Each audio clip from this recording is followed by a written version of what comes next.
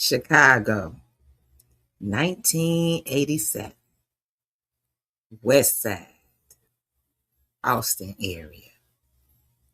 This is Queen Teresa, a mother, a boss, a ride or die woman who turned pain into power after the streets took her husband. She wasn't looking for the throne, but when survival called, Teresa answered. Love, loyalty, betrayal, money, and family, all wrapped up into one empire. This isn't just a story. This is a story about a woman who wouldn't fold.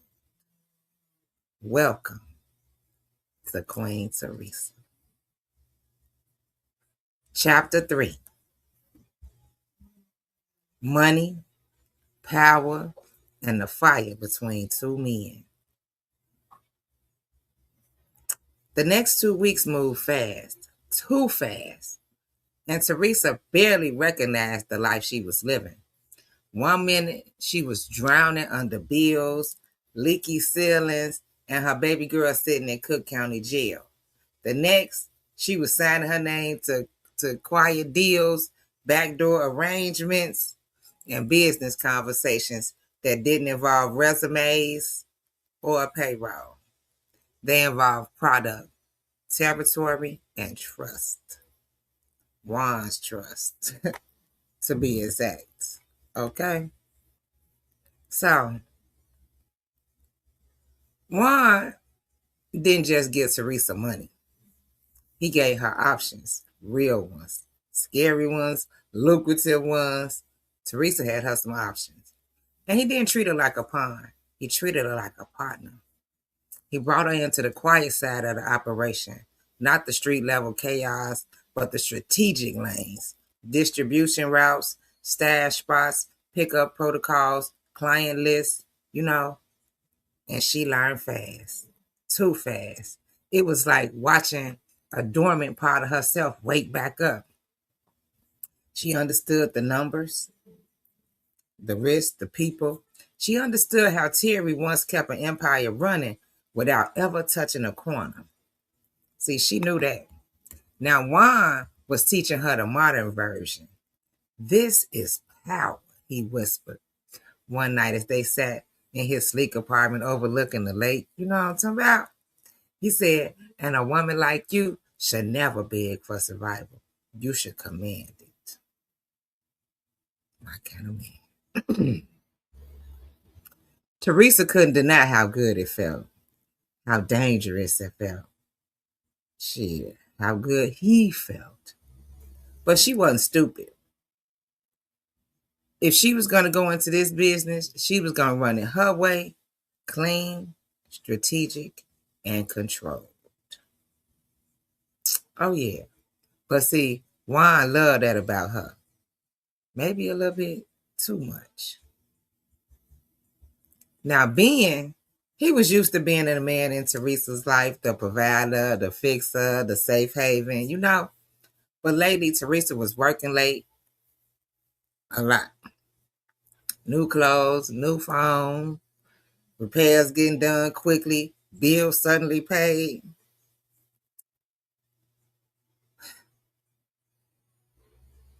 And Juan's shadow in every room he walked into. Ben felt that. So one night, he confronted her in the kitchen, like tension thick as grease on the stove, He said, you really expect me to believe you making this money at Brock's? He asked in a low but heated voice. Teresa said, I didn't say that. So what then? What you saying? Who you fucking with? What's going on here? Teresa turned around and told him, I'm running business. That's all you need to know. Business? Ben said, nah, that ain't business. That's that street shit again. And you think I'm supposed to just lay up in this house while you get tied to some foreign dude with a suit and a smile? Baby. Teresa say, I'm doing what I need to do for this family. Being paused, stared at her, stunned, and a little jealous. Not of the business, of Juan. Of the way that Teresa had been glowing lately. The fire he seen in her eyes. He had never seen that from him.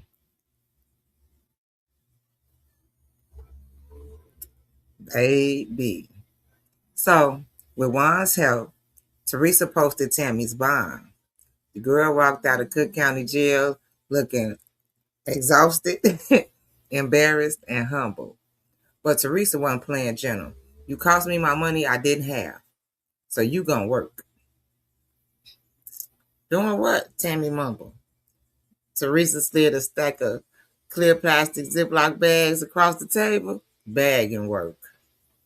Tammy said, Mom, you serious? Teresa said, you grown enough to land in jail, then you grown enough to help fix it. You bag it, you break it down exactly how I show you. No mistakes, no shortcuts. This ain't street corner nonsense. This is my business. And if you want me to pay that lawyer, you gonna step up and earn it. Tammy swallowed hard and nodded. For once, Teresa's eldest child did not talk back. So, it didn't take long for Trishelle to notice the money flowing again. The new groceries, the fixed roof, the way Teresa walked like she wasn't carrying tons of weight on her shoulders. You know, but it was really Tammy glow up that really pushed her over the edge. Tammy had a fresh hairdo, new jeans, a little money in her pocket, even while dealing with this felony case. So Trishelle, she watching, you know what I'm saying, from the hallway, arms folded, over her swollen belly, you know what I'm saying? Because, you know, Trishelle popped. So she ain't say nothing at first. But the next morning, while Tammy was bagging up at the table, Trishelle slid in the chair beside her. So she said, so what I got to do to make some money like this? Right? Tammy Smirk said, show mama you serious. Teresa overheard the conversation and stepped in the room.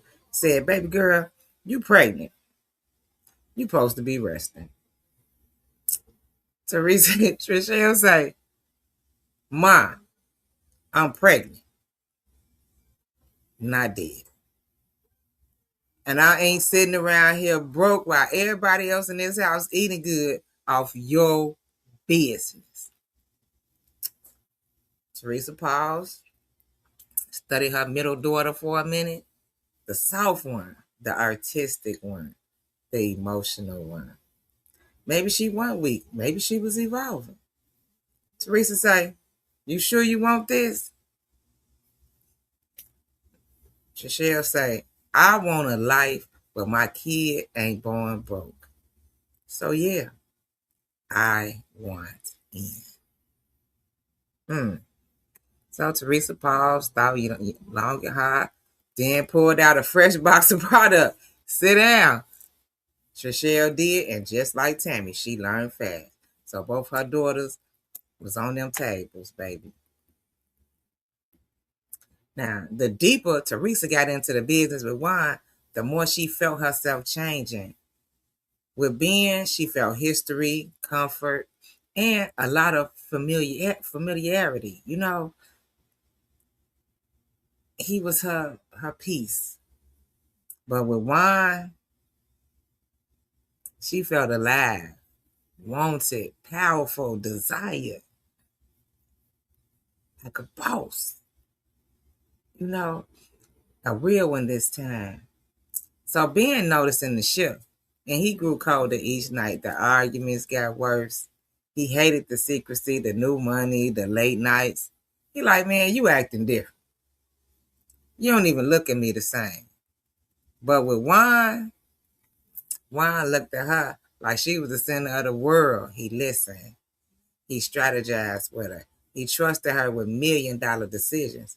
And every time their hands brushed, the air between them thickened.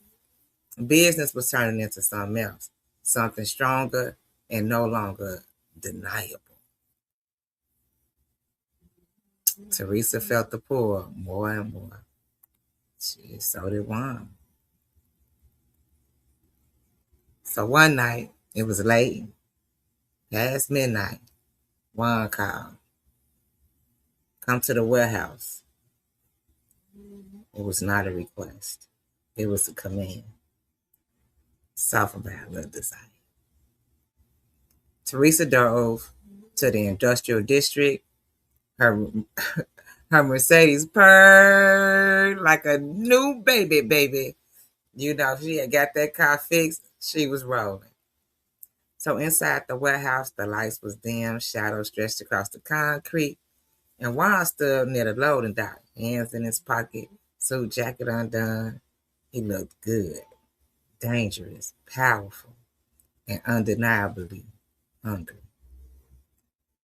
For someone trying to stay professional, Teresa stepping closer. You sure called me at strange hours. Juan didn't move. He didn't blink. He said, you have no idea what it does to me watching you take control, watching your daughters follow your lead, watching you become everything I knew you could be. Teresa caught her breath because she ain't realizing, that Juan thought of her like that. So he started stepping towards her, you know what I'm saying? So he said, I told myself that this was going to be about business. Slowly putting his hand on her side, sending shock waves down her body. But every day, every hour, you make that harder for me. Juan, Teresa whispered, breath trembling. Tell me to stop, he said. Tell me to back away. Tell me you don't feel this. Teresa didn't move. She didn't push him away. She didn't say a word. So Juan, his lips hovered just above hers, close enough so she could taste his breath, feel the heat of his body, the danger just emanate. He said, I don't want to share you. Not with the streets, not with the business, and definitely not with Ben.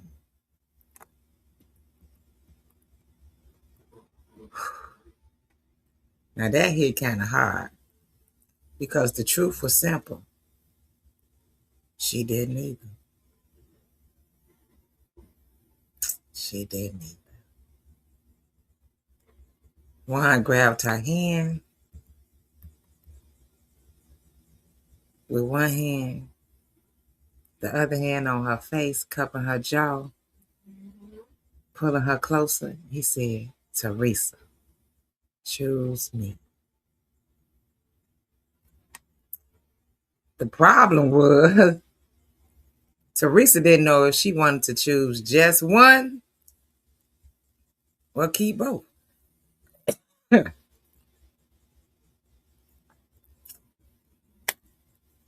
The struggle continues.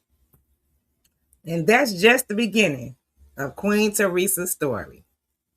Power, loyalty, family, and choices that change everything.